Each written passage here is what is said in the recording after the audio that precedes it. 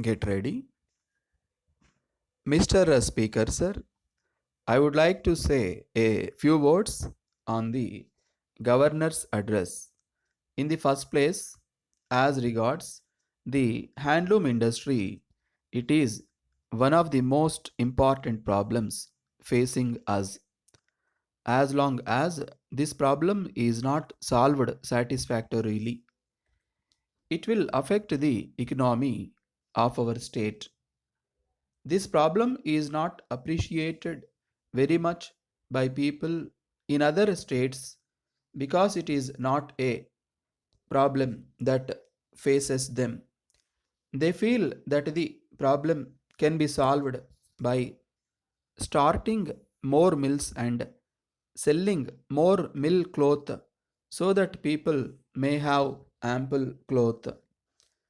But the difficulty is this: in our country, where thousands of people are engaged in a cottage industry, it is very difficult to throw people out of employment so that the machinery of production may become more efficient, or so that we may be on a par with other countries. In any country, we have no right to throw men out of employment unless we are in a position to provide them with some other employment. It is very difficult to bring into existence cottage industries unless we give the necessary encouragement to the industries which are already in existence.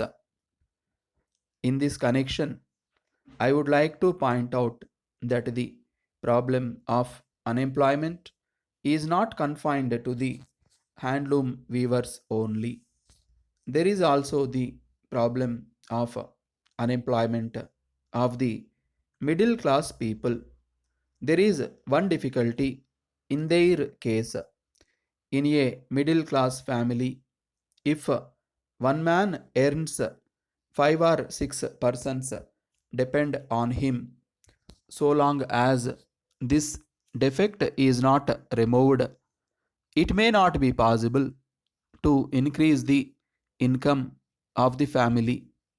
It seems to me that one way is to bring into existence an organization of cottage industries manufacturing articles out of local raw material.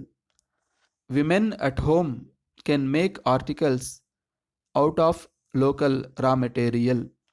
For this purpose, there should be an organization to supply the raw materials and purchase the products produced. In this way, we may provide an extra income to every family in order that it may maintain at least its present standard of living. I now come to public health. We regret very much that we cannot spend more money on public health just as we spend on education. Public health also requires a large amount of expenditure. I am aware that the government are doing their best to build hospitals, but they are costly. It seems to me that the only solution to the problem for the present is to encourage private nursing homes and enable doctors to go to every village until the hospitals of the government come into being. If that is done, the country will not suffer. From that point of view, any effort on the part of any individual to spread medical facilities by training doctors would go a long way in solving the public health problem. In spite of all shortcomings, I must congratulate the Honorable Minister on whatever he has done. With these words, I conclude. Letter from the comfort Electric Company Limited, Lucknow, to Messrs. Rama and Company, Ahmedabad. Dear sirs, we know that you are an outstanding firm, so we are sure that you would like to be in touch with the latest techniques, as you are one of the leading firms in washing industry. We think that our comfort washing machine must be introduced to you. We would like to inform you that this machine is really a marvel. We have produced this machine as a result of many years of experiment by our research department.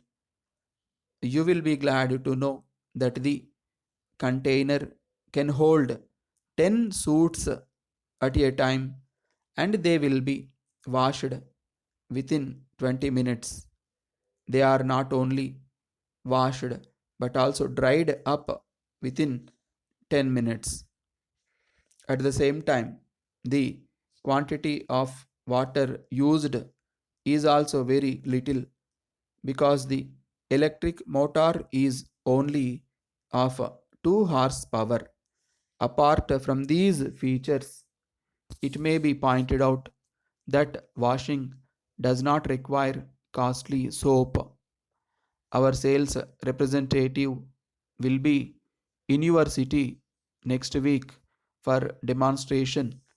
If you sign the enclosed card and post it to us, he will contact you for the demonstration.